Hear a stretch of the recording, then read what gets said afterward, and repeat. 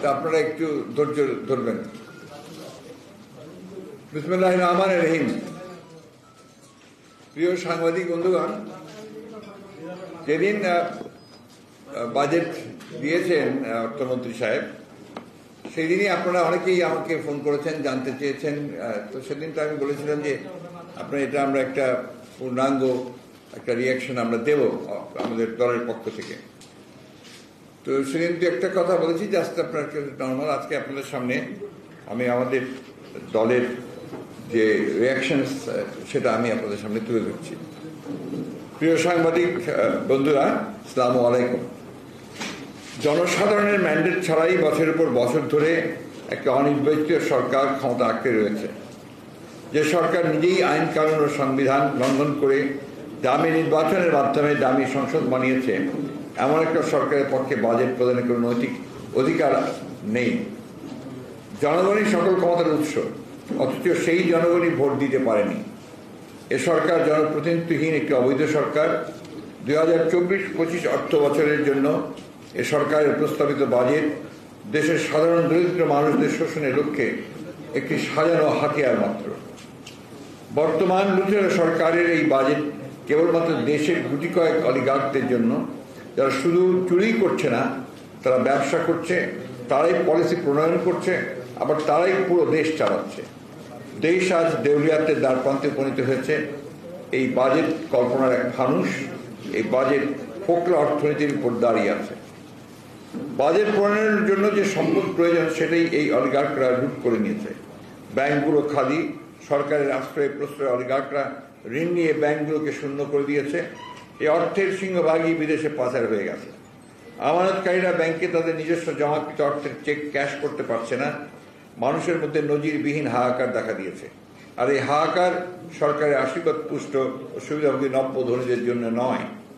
সাধারণ মানুষের রক্ত চুষে নিয়ে দিব্যি ভালো আছে তারা, আর অন্যদিকে গরিব আর গরিব হচ্ছে। যে কোনো সময় মানুষের ধৈর্যের বাঁধ ভেঙে যেতে পারে। এদিকে বাংলাদেশের রিজার্ভের অবস্থা তলানিতে চলে গেছে। 3 মাসের আমদানি ব্যয় মেটানোর মতো ডলার রিজার্ভে নেই। ডলারের অভাবে ব্যবসায় বাণিজ্য অচলাবস্থা চলছে। দেনা বাড়তে বাড়তে এমন হয়েছে সেই দেনা শোধ করতেই বাজেটের বড় একটা অংশ চলে যাচ্ছে। তারা বিদ্যুৎ চুরি করবে, আর সাধারণ মানুষকে বিদ্যুতের অসহনীয় বিল পরিশোধ করতে হবে। পানি ও গ্যাসের বেলায়ও একই অবস্থা। তথাকথিত এই বাজেট বাস্তবায়নে যে অর্থ লাগবে সেটা সংকুলানের প্রস্তাব করা হয়েছে জনগণের উপর করের বোঝা চাপিয়ে। এই বাজেট কর নির্ভর, এই বাজেট ঋণ নির্ভর, এই বাজেট লুটেরা বন্ধন। অসহনীয় মূল্যস্ফীতি চাপে সাধারণ জনগণের ত্রাহি অবস্থা। এর উপর বাজেটে করের বোঝা। জবাবদিহিহীন এই সরকারের কাছ থেকে জনকল্যাণমূলক বাজেট আশা করাটাই বোকামি। এই বাজেট দেশি বিদেশি ঋণ ও সাধারণ জনগণের উপর চাপিয়ে দেওয়া করের নির্লজ্জ ফিরিস্তি ছাড়া আর কিছুই নয়।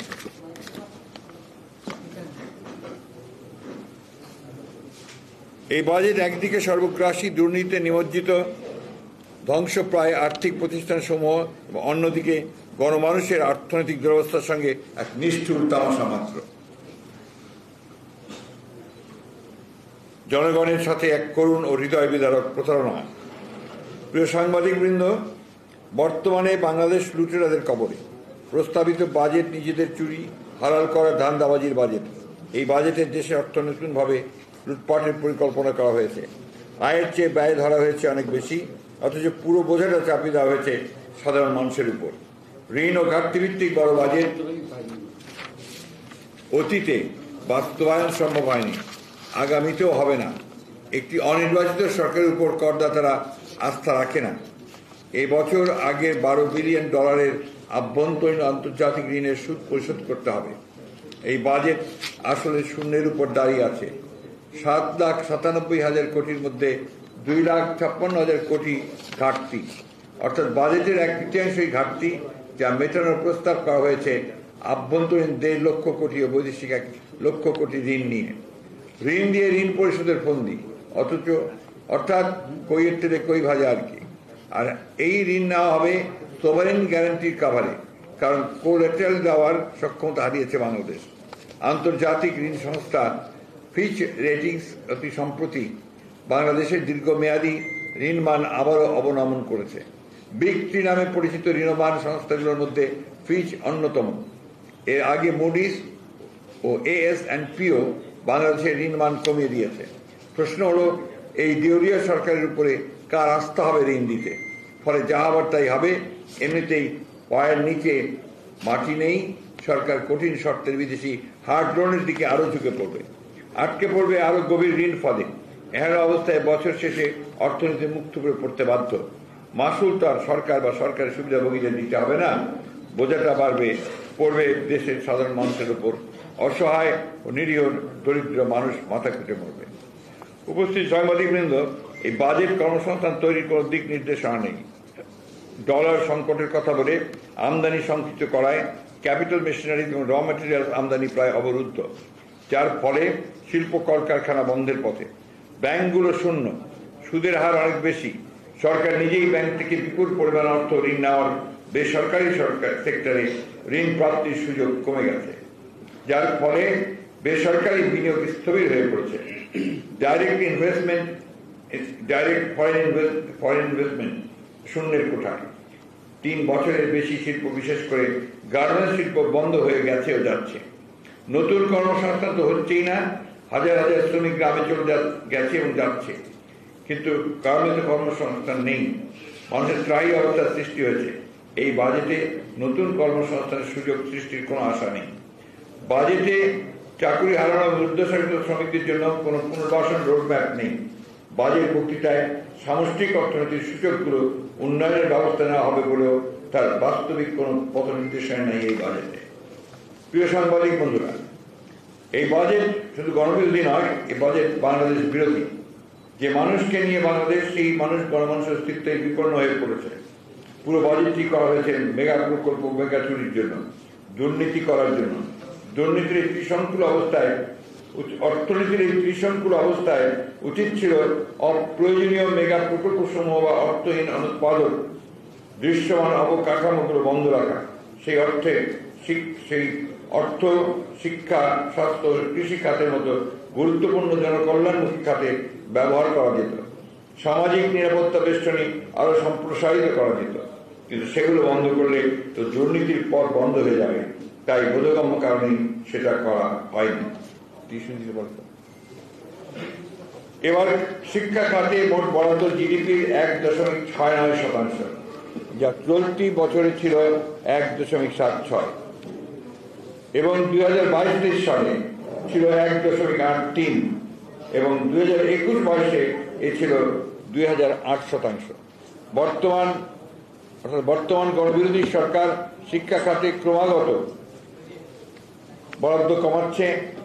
এবারের বাজেটে স্বাস্থ্য খাতে বরাদ্দ রেখেছে জিডিপি 0.74।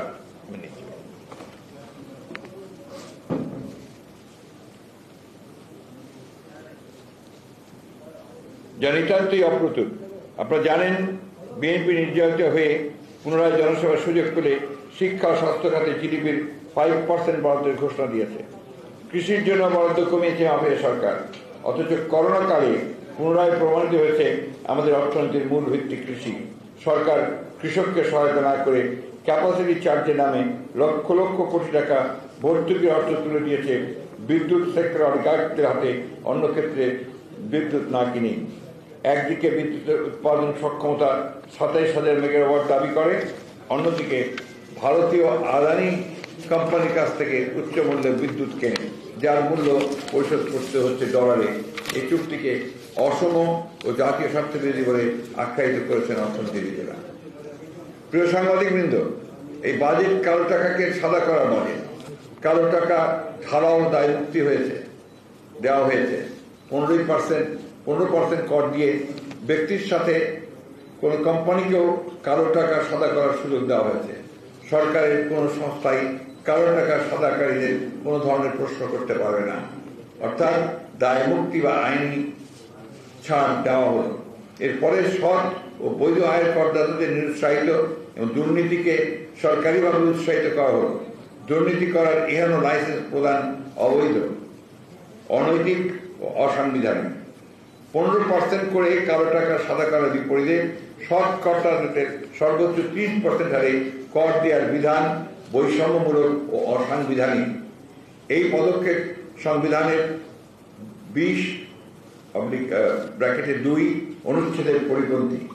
কথায় কথায় দুর্নীতির বিরুদ্ধে জিরো টলারেন্সের বুলি যারা আওয়ায়, তাদের পক্ষে রাজস্ব বৃদ্ধির খোলা যুক্তিতে দুর্নীতির বৈধ লাইসেন্স প্রদান এক অনৈতিক ও সাংঘর্ষিক, তা জেনে শুনেই দুর্নীতিবাদ সরকার অবৈধ সম্পদ অর্জনকারীদের দুর্নীতির এই লাইসেন্স দিচ্ছে। সরকারের আনুকূল্যে বেড়ে ওঠা আজিজ বেনাজিরদের মতো দুর্নীতিবাদদের কালো টাকা সাদা করার ঢালাও সুযোগ সৃষ্টির জন্যই এই ব্যবস্থা নেওয়া হয়েছে। তবে এই অস্বাভাবিক প্রক্রিয়া কিছু রাজস্ব আদায় হলেও এটা সার্বিকভাবে রাজস্ব আহরণ ব্যাহত হবে। এই বাজেট দুর্নীতির মাধ্যমে অর্জিত সম্পদ দখলদার আওয়ামী সরকার ও তাদের মাফিয়া গুরুদের মধ্যে ভাগাভাগির এক সুনির্দিষ্ট ইজারাপত্র মাত্র। এটি স্পষ্ট যে বাজেটটি এমন কতিপয় ব্যক্তির মুনাফার জন্য প্রণীত হয়েছে যারা এই অবৈধ সরকারকে ক্ষমতা আঁকড়ে থাকতে সাহায্য করছে। এর কুফল শুধু আগামী বছর নয়, আগামী দশকেও এই জাতিকে বহন করতে হবে।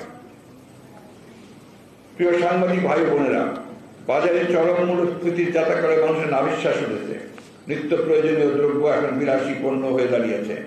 মূল্যস্ফীতি চরম চাপে মানুষের জীবন আজ ওষ্ঠাগত। বাজারে সবকিছুর দামে আগুন লেগেছে। মানুষের কেনার ক্ষমতা নেই, মানুষ সঞ্চয় ভেঙে খাচ্ছে, অনেকের সঞ্চয় নেই। এই অবস্থায় মাছ, মাংস, ডিম অর্থাৎ পুষ্টি সমৃদ্ধ খাদ্য কেনা অসম্ভব হয়ে পড়েছে। মানুষ আর এই বুঝে টানতে পারছে না। সরকারি বিবিএস এর হিসাব মতেই গত মে মাসে সাধারণ মূল্যস্ফীতি ছিল 10% কাছাকাছি, খাদ্য মূল্যস্ফীতি 12%। অর্থনীতিবিদরা আবার বলছেন যে এটা নিম্ন আয় মানুষের জন্য এটা প্রায় 20%, অনেকেই বলছেন, যেটা আমি পরে বলেছি। এদিকে অর্থনীতিবিদ বলছে যে বাজারের বাস্তবতায় সামগ্রিক মূল্যস্ফীতি প্রায় 20% কাছাকাছি, 20% কাছাকাছি। আপনারা বাজারে যান, গত এক বছরে মূল্যস্ফীতি 50% বেশি ছাড়িয়ে গেছে। বিবিএস এর তথ্য নিয়ে বিশ্ব ব্যাংক নিজেই প্রশ্ন তুলেছে। তাদের কাছে এই পরিসংখ্যান নির্ভরযোগ্য নয়। বিবিএস এর দোষ দিয়ে কি লাভ করুন? সত্যিকারের ফিগার প্রকাশ করে তাদের চাকরি তো হারানোর ভয় আছে। রক্ষক যদি ভক্ষক হয় তাহলে এই পরিণতি হবে, এটাই তো স্বাভাবিক। এই বাজেটে সরকার মূল্যস্ফীতি লক্ষ্যমাত্রা ধরেছে 6.5%, কিন্তু কিভাবে মূল্যস্ফীতি কমিয়ে আনা হবে তার কোনো পথ নির্দেশনা নেই। আর কে না জানে সরকারি আশ্রয় প্রশ্রয়ে তাদের আশীর্বাদ পুষ্ট কিছু সিন্ডিকেটের কারণে নিত্য প্রয়োজনীয় দ্রব্যের মূল্য গত বছরের তুলনায় কয়েক গুণ বেড়েছে। এ সকল সিন্ডিকেট কিভাবে নিয়ন্ত্রণ করা হবে বাজেটে সে বিষয়ে কোনো আলোচনার স্থান পায় না। বাজেটে তাই সাধারণ মানুষের জন্য কোনো স্বস্তি নেই। প্রিয় সাংবাদিক বৃন্দ, গত 15 বছরে সরকারের আশ্রয়ে প্রশ্রয়ে খেলাপি ঋণ বেড়েছে লাফিয়ে লাফিয়ে। 2009 সালে ব্যাংক খাতে খেলাপি ঋণ ছিল 22,481 কোটি টাকা, যা এখন 1,82,295 কোটি টাকা। 2 লক্ষের মাইল ফলকে পৌঁছাতে আর মাত্র 17,705 কোটি টাকা বাকি। কেবল গত 3 মাসেই বৃদ্ধি পেয়েছে 36,692 কোটি টাকা, অর্থাৎ 9% থেকে বেড়ে দাঁড়িয়েছে 11%। ইশতেহারে খেলাপি ঋণ কমানোর জন্য আইন প্রয়োগ অব্যাহত থাকবে বলা হলেও তা আসলে কথার কথা। বাস্তবে খেলাপি ঋণ আদায় নয়, বৃদ্ধি অব্যাহত রয়েছে।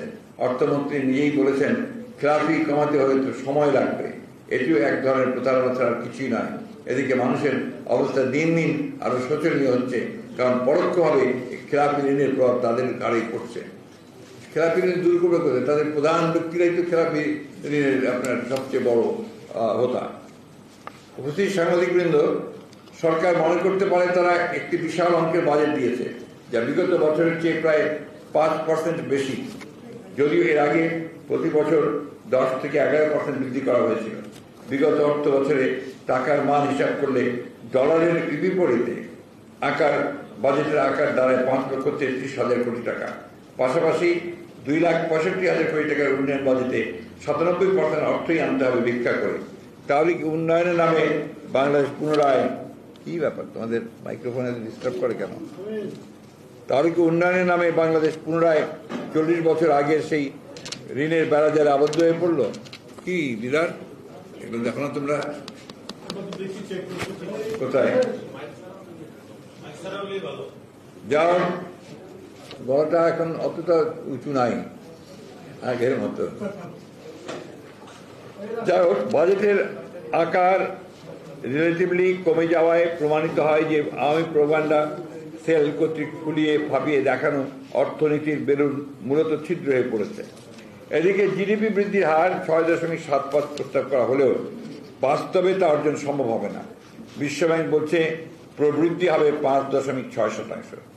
বাজেটের প্রায় 4,69,000 কোটি টাকার 2/3 যাবে অনুৎপাদনশীল খাত, বেতন, প্রণোদনা, ভাতা ও ভর্তুকি খাতে। এই যে বিরোধী দলকে এবং জনগণকে নির্যাতন করবার যে আপনার খাত, যেটা আর কি আপনার পুলিশ, আইন শৃঙ্খলা রক্ষাকারী বাহিনী, তথাকথিত প্রশাসন, যাদের একমাত্র কাজ হচ্ছে যে বিরোধী দলকে নির্যাতন করা, সুতরাং তাদের খাতে সবচেয়ে বেশি খরচ করা হচ্ছে। আজকে শুনলাম আবার যে 50,000 টাকা আপনার প্রত্যেক গাড়ির জন্য দেওয়া হয় প্রতি মাসে। এটা যাদের গাড়ি পেয়েছে তাদের জন্য প্রত্যেকে 50,000 কোটি টাকা দেওয়া হয় প্রতি মাসে। এটা আলাদা। উৎপাদন হারের প্রবৃদ্ধি আরো কথা থেকে প্রিয় সাংবাদিক ভাই বোনেরা, আপনারা জানেন প্রস্তাবিত 7,97,000 কোটি টাকার বাজেটে পরিচালন ব্যয় ধরা হয়েছে 5,06,171 কোটি টাকা, উন্নয়ন ব্যয় 2,81,453 কোটি টাকা, রাজস্ব লক্ষ্য ধরা হয়েছে অনুদান সহ 5,45,400 কোটি টাকা। অর্থাৎ ব্যয়ের চেয়ে আয় অনেক কম। এনবিআর সূত্র থেকে আয় আসবে 4,80,000 কোটি টাকা, বাজেট ঘাটতি 2,56,000 কোটি টাকা। এই ঘাটতি পূরণে বৈদেশিক ঋণ হিসেবে 90,700 কোটি টাকা, আর আভ্যন্তরীণ ঋণ নেওয়া হবে 1,60,900 কোটি টাকা। এর মধ্যে শুধু ব্যাংক থেকেই ধরা হয়েছে 1,37,500 কোটি টাকা। ব্যাংক বহির্ভূত ঋণের পরিমাণ 23,400 কোটি। এদিকে অর্থ মন্ত্রণালয়ের ডেট বুলেটিন অনুসারে গত 2.5 বছরে সরকারের ঋণ বেড়েছে 5 লাখ কোটি টাকার বেশি। 30 জুন 2021-এ ছিল 11,44,296 কোটি টাকা, আর 2023 সালের ডিসেম্বরে বেড়ে মোট সরকারি ঋণ দাঁড়িয়েছে 16,59,334 কোটি টাকা। এই বিপুল অঙ্কের ঋণ অর্থনীতিকে ঝুঁকিতে ফেলে দিয়েছে। সম্প্রতি এক সরকারি প্রেক্ষাপটে অর্থ মন্ত্রণালয় জানিয়েছে আগামী 3 অর্থ বছরে সরকারের মোট ঋণ স্থিতি 27 লাখ কোটি টাকা ছাড়িয়ে যাবে। আসছে অর্থ বছরে সুদ পরিশোধের ব্যয় ধরা হয়েছে 1,13,500 কোটি টাকা, যা মোট বাজেটের 14.24 হার শতকরা। গত 6 বছরে সুদ পরিশোধের ব্যয় বেড়েছে দ্বিগুণ। পরিচালন ব্যয় মেটানো হবে ঋণ দিয়ে। এদিকে আভ্যন্তরীণ ঋণের সুদ 93,000 কোটি টাকা, আর বৈদেশিক ঋণের সুদ 20,500 কোটি টাকা। এখন মেগা প্রকল্প সহ অন্যান্য প্রকল্পের জন্য যে ঋণ ধরা হচ্ছে তা পরিশোধ করতে হবে কয়েক বছর পর থেকে, অর্থাৎ ভবিষ্যতে ঋণের বোঝা আরো বাড়বে। এমনিতেই গত বছর ঋণের বোঝা ছিল মাথাপিছু 1 লক্ষ টাকা, যা গত 1 বছরে বেড়ে দাঁড়িয়েছে 1,55,000 টাকা। আচ্ছা, আপনার কিন্তু 1,55,000 টাকা আপনিও ঋণী। অর্থাৎ বর্তমানে বাংলাদেশে প্রতিটি নবজাতক শিশুকে 1,55,000 টাকা ঋণের বোঝা মাথায় নিয়ে জন্ম নিতে হবে। দেশের সামগ্রিক অর্থনীতি আজ ঋণময়। মেগা প্রকল্পের অর্থনৈতিক ফিজিবিলিটিবিহীন এসব ঋণ আমাদের সমগ্র অর্থনীতিকে দেশি বিদেশি অলিগার্কদের কাছে জিম্মি করে ফেলেছে। বাজেট প্রণয়নের ক্ষেত্রে বিষয়টি কার্যত এড়িয়ে যাওয়া হয়েছে। প্রিয় সাংবাদিকবৃন্দ, বাংলাদেশ কার্যত দেউলিয়াত্বের দোরগড়ায় উপনীত হয়েছে। সম্ভবত IMF বাংলাদেশের অর্থনীতিকে উদ্ধারের উপায় খুঁজে না পেয়ে তাদের ঋণ প্রাপ্তির ক্ষেত্রে শর্ত হিসেবে বৈদেশিক মুদ্রা রিজার্ভের লক্ষ্যমাত্রা 20.110 বিলিয়ন থেকে কমিয়ে 14.769 বিলিয়ন করতে বাধ্য হয়েছে। যদিও এতে শেষ রক্ষা হচ্ছে বলে মনে হয় না। দেশের রিজার্ভের পরিমাণ বর্তমানে $13 বিলিয়ন নিচে নেমে গেছে। ডলারের অভাবে ব্যাঙ্গালোর এলসি খুলতে পারছে না। মার্কিন কোম্পানি সহ বেশ কয়েকটি বিদেশি কোম্পানি ও এয়ারলাইন্সের বকেয়া পরিশোধ করা যাচ্ছে না। IATA বারবার বকেয়া বিল পরিশোধের তাগাদা দিচ্ছে। অনেকে ফ্লাইটের সংখ্যা কমিয়ে দিয়েছে। এতে ব্যবসা বাণিজ্য নেতিবাচক প্রভাব পড়ছে। বিদেশিদের অনেক বিনিয়োগ ফেরত নিয়ে US ট্রেজারি বিল ও বন্ডে খাটাচ্ছে। এতে চাপ পড়েছে আর্থিক হিসাবে। গত মার্চ পর্যন্ত ব্যালেন্স অফ অ্যাকাউন্টসে ঘাটতি দাঁড়িয়েছে 9.26 বিলিয়ন। গত বছর একই সময় যা ছিল $2.93 বিলিয়ন। এর আগে আর্থিক হিসেবে সবসময় উদ্বৃত্ত ছিল। ধারাবাহিকভাবে ডলার রিজার্ভ দ্রুত কমে যাচ্ছে।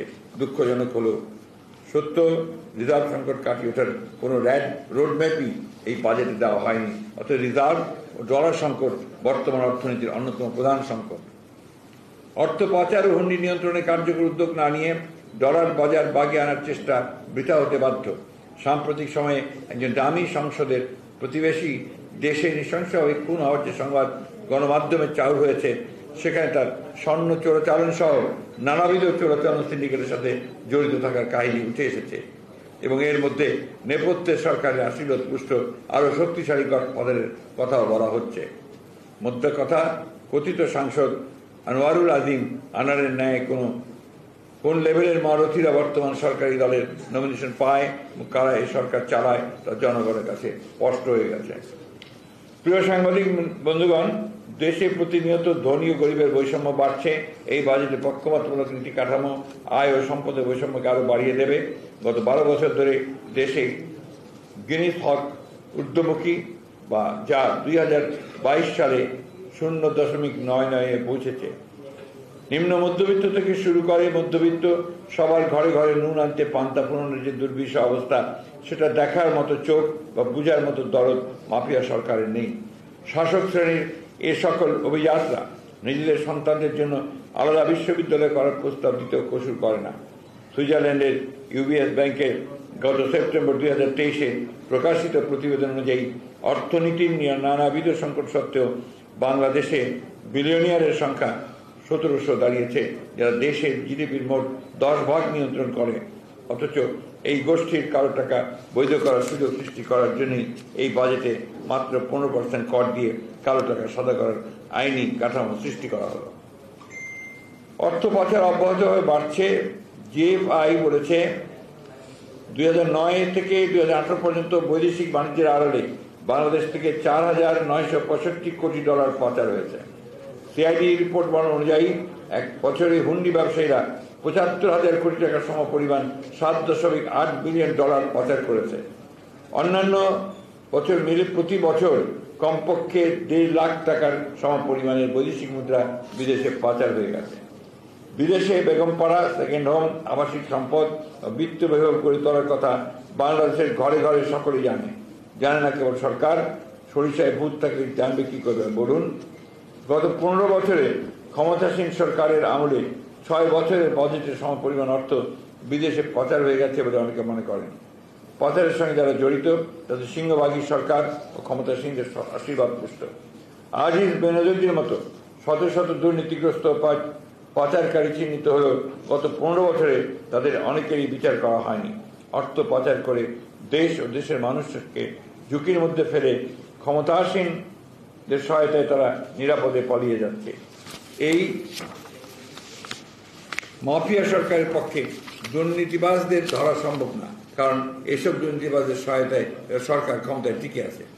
প্রিয় সাংবাদিক ভাই ও বোনেরা, বাজেট ঘাটতি মেটাতে ব্যাংকিং খাত থেকে যে বিপুল পরিমাণ অঙ্কের ঋণ নেওয়ার প্রস্তাব করা হয়েছে, এতে বেসামরিক খাতের বিনিয়োগ মারাত্মকভাবে বাধাগ্রস্ত হবে।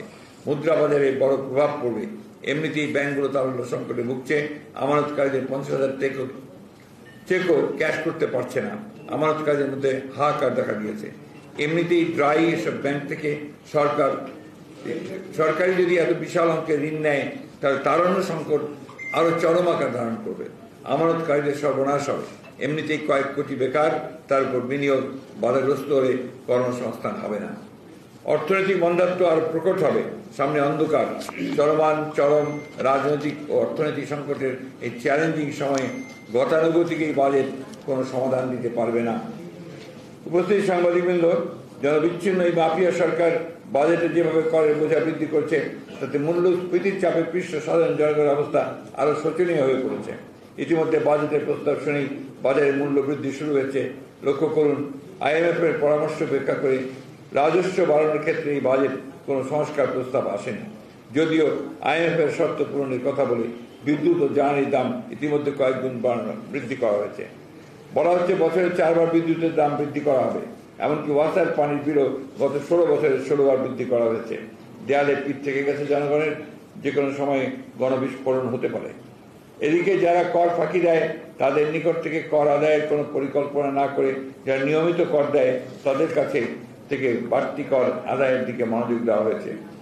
মুখে ডিজিটাল বা স্মার্ট বাংলাদেশের কথা বললেও মুঠোফোনের কথা বলার বিল ও ইন্টারনেট পরিষেবার বিল বাড়ানো হয়েছে, ল্যাপটপের আমদানি শুল্ক বাড়ানো হয়েছে, অপরদিকে প্রিন্টের উপর এবারও 15% কর বাড়ানো হয়েছে। তথ্য প্রযুক্তিকে সহজলভ্য করার সরকারি ঘোষণাকে মিথ্যা আশ্বাস ফাঁপা বুলি বলে প্রতীয়মান হয়। ব্যাংকে গচ্ছিত টাকার উপর আবগারি শুল্ক বিভিন্ন স্তর ও হারে বিভিন্ন পরিবর্তন আনা হয়েছে। বর্তমানে 10 লক্ষ টাকা থেকে 1 কোটি টাকা পর্যন্ত স্তরটিকে ভেঙে বিভিন্ন স্তর করা হয়েছে। এছাড়া 1 থেকে 5 কোটি টাকা পর্যন্ত স্তরটিকে ভেঙে দেওয়া হয়েছে। জনগণের পকেট কাটার দিকেই বেশি মনোযোগ দিয়েছে মাফিয়া সরকার। এবারের বাজেটের শুল্ক কর কমেছে এমন পণ্যের সংখ্যাই খুব নগণ্য। ধারাবাহিকভাবে দাম বাড়তে থাকা নিত্য প্রয়োজনীয় নিত্য ব্যবহার্য পণ্যে কর কমানো হয়নি। যে সরকার নিজেরাই আইন কানুন সংবিধান লঙ্ঘন করে তারা কিভাবে আর্থিক প্রশাসনিক শৃঙ্খলা ফিরিয়ে আনবে? বাংলাদেশ ব্যাংক কতিপয় অর্থ বিকাশের অধিকার দুষ্ট রাজনীতিকের কাছে জিম্মি হয়ে পড়েছে সরকারি কাজে। ব্যয় সংকোচন, ব্যাংকিং খাতে নিয়ন্ত্রণ, শৃঙ্খলা স্থাপন এবং আর্থিক খাতের মৌলিক সংস্কার নিয়ে এই বাজেটে কোনো উদ্যোগ দেখা যায় না। প্রিয় সাংবাদিক ভাই বোনেরা, চতুর্দিক থেকে সর্বগ্রাসী দুর্নীতি বাংলাদেশকে কবজা করে ফেলেছে। দেশ এক অর্থনৈতিক ও রাজনৈতিক মহাসংকটে নিপতিত। এর মূল কারণ সুশাসনের অভাব ও জবাবদিহীন মাফিয়া সরকার। মহাসংকট থেকে উত্তরণের একটাই উপায়, আর তা হচ্ছে এই মাফিয়া চক্রম চেপে বসে থাকা মাফিয়া সরিষার কবল থেকে দেশকে রক্ষা করা, তাদের চিরস্থায়ী বন্দোবস্তের স্থায়ী অবসান ঘটানো, দেশে গণতন্ত্র ফিরিয়ে আনতে হবে।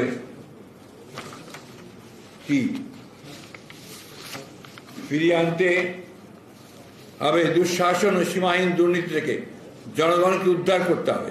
দেশে অবিলম্বে একটি জবাবদিহিমূলক সরকার প্রতিষ্ঠা করতে হবে, যেটা একমাত্র সম্ভব একটি সুষ্ঠু, অবাধ ও নিরপেক্ষ নির্বাচনের মাধ্যমে। আগে উন্নয়ন ও পরে গণতন্ত্র, এই ধাপ্পাবাজির অবসান ঘটিয়ে গণতন্ত্রকামী 18 কোটি মানুষকে তাদের ভোটাধিকার প্রয়োগের অবাধ ও নিরপেক্ষ সুযোগ সৃষ্টি করতেই হবে। যে গণতন্ত্র সাম্য ও ন্যায় বিচার প্রতিষ্ঠার লক্ষ্যে এক সাগর রক্তের বিনিময়ে আমরা ছিনিয়ে এনেছি স্বাধীনতা, যে কোনো মূল্যে সেই গণতন্ত্র আমরা ফিরিয়ে আনবই ইনশাআল্লাহ। এই দেশে আবার সুশাসন প্রতিষ্ঠিত হবে। জনগণের ভোটে নির্বাচিত জনম্যান্ডেট সমর্থিত জাতীয় সংসদে আবার জনকল্যাণ ও মানব কল্যাণমূলক বাজেট প্রণীত হবে সুবিধা বঞ্চিত মানুষের অর্থনৈতিক অধিকার পুনঃপ্রতিষ্ঠার জন্য। বাংলাদেশের জনগণের কাছে এটাই বিএনপির দৃঢ় অঙ্গীকার। সেই সঙ্গে আমি বলতে চাই যে এই বাজেট বিএনপি প্রত্যাখ্যান করছে। ধন্যবাদ। জি বলেন, আমি বলেন।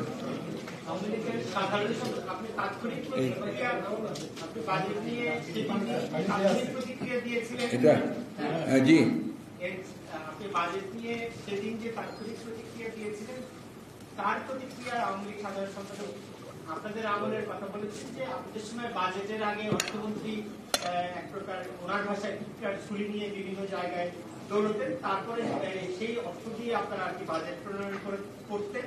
সেই অবস্থা থেকে বাংলাদেশ বেরিয়ে এসছে, বাংলাদেশ এখন নিজের পায়ে দাঁড়িয়েছে।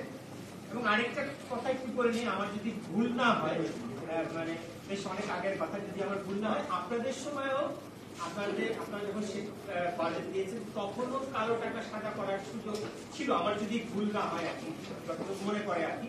তো এখন আপনারা সেই বিরোধিতা কি আপনারা নৈতিকভাবে করতে পারেন কিনা? এবং প্রধানমন্ত্রী যুক্তি হিসাবে সাইফুর রহমান সাহেবের সময় এই সুযোগটা ছিল, উনি এটা বিরোধিতা করেছিলেন, কিন্তু একটা পর্যায়ে উনি সেটা মানে স্ট্যান্ড করতে পারেননি নানান কারণে। আপনাদের আমার যদি ভুল না হয়, প্রধানমন্ত্রী যেটা বলেছেন যে এই টাকাগুলো বাইরে চলে গেছে দেশে বিভিন্নভাবে লুটপাটের মাধ্যমে, সেই টাকাগুলো আসলে মূল স্রোতে আনার জন্য এটার আসলে বিকল্প নেই। এই যুক্তিটা আসলে গ্রহণযোগ্য। আপনি অনেকগুলো প্রশ্ন একসাথে করে ফেলেছেন। তো আমার প্রথম প্রশ্ন হচ্ছে যে আপনি যেটা বললেন যে কি ছিল প্রথম প্রশ্নটা আপনার? ভিক্ষার ঝুলি নিয়ে বেড়ান। এটাতে আজকে এই বাজেট দেখেই আপনারা তো নিজেই বুঝতে পারছেন যে ভিক্ষার ঝুলি নিয়ে কারা দিচ্ছেন, যাদেরকে পুরো বাজেটটাই আপনার একটা ভিক্ষার ঝুলি নিয়ে করা, যেমন এর মধ্যে আপনার নিজস্ব কোনো কিছুই নাই। আজকে যে পরিমাণ ঋণের বোঝা দাঁড়িয়েছে আপনার, এবং ঘাটতি বাজেট তো বটে, সেই ঘাটতি মেটানোটা হচ্ছে ঋণ দিয়ে, একে বৈদেশিক ঋণ আবার ডোমেস্টিক ঋণ। যে মানুষগুলো আপনার অলরেডি পড়ে গেছে খাদের মধ্যে, তাদের মধ্যে আপনার এই তথাকথিত বাজেটের হাতি চেপে বসেছে, তাদের কাছ থেকেও আপনার ঋণ নেওয়া হবে। এবং সবচেয়ে দুঃখজনক ব্যাপার যেটা, যে আমাদের দেশে আপনার নিম্নবিত্ত আয়, মধ্যবিত্ত, এরা কিন্তু আপনার ওই ব্যাংকে টাকা জমা রাখে, এবং অনেকে আপনার রিটায়ার করার পরে ফিক্সড টাকা, পেনশনের টাকা যা পায় তা ফিক্সড জমা রাখে। তো ওই ফিক্সড টাকার উপরে এখন কর প্রতি বছর বাড়ছে, এবং সেখান থেকে তারা যে লাভ্যাংশটা পায়, সেই লাভ্যাংশ তাদের এখন আর পরিবার চালানোর মতো কোনো উপায় নেই। সুতরাং এটা তার একেবারেই অযৌক্তিক, অহেতুক একটা আবার একটা মিথ্যা কথা বলে জাতিকে প্রতারণা করা ছাড়া আর কিছুই নয়। রিগার্ডিং আপনার কালো টাকা, আমি ঠিক মনে করতে পারছি না আব্বাস ভাই, এটা কালো টাকার কোনো আমার ঠিক মনে নেই। Maybe you are right, I don't know exactly. তো ওই যে কালো টাকা সাদা করার যদি হয়ে থাকে, সেটার পেছনে আপনার অর্থনৈতিক একটা ব্যাকআপ ছিল। এটা ছিল একটু কোনিয়ার কথা বলতেছো, কোনিয়ারটা শেষ সময়, আগের সময় তো ছিল না, আগের সময় তো ছিল না। হ্যাঁ, এক থেকে না না, ও যেটা বলতেছে 5-6 বাজেটে নাকি 6-7 বাজেটে না, 1 থেকে 6 বাজেট। না না, আমাদের একটা পুরো সময়টা তো ছিলই না, অপ্রদর্শিত হয়, অপ্রদর্শিত।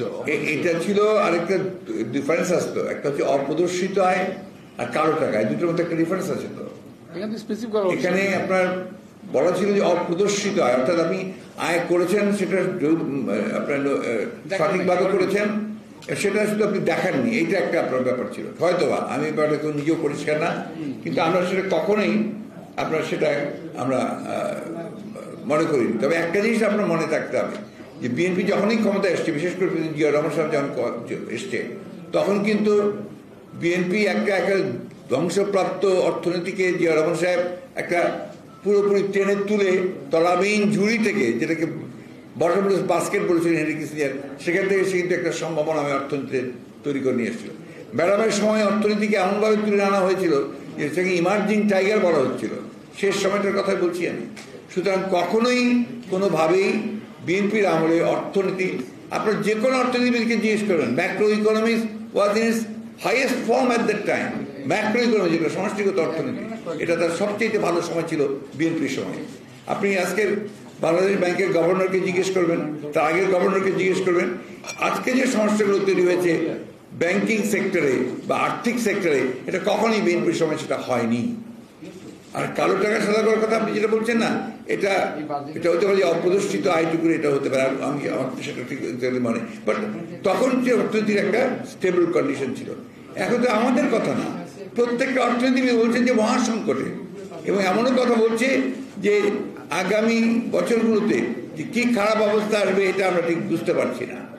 আর সরকারের সেদিকে তারা আবারও সেই তাদের মেগা প্রজেক্ট নিয়ে পড়ে গেছে। জি বলেন, any other question? Thank you. আপনারা একটু চাটা খেয়ে দেন, আমার খেয়ে দিয়ে আমার গলা শুকিয়েছে।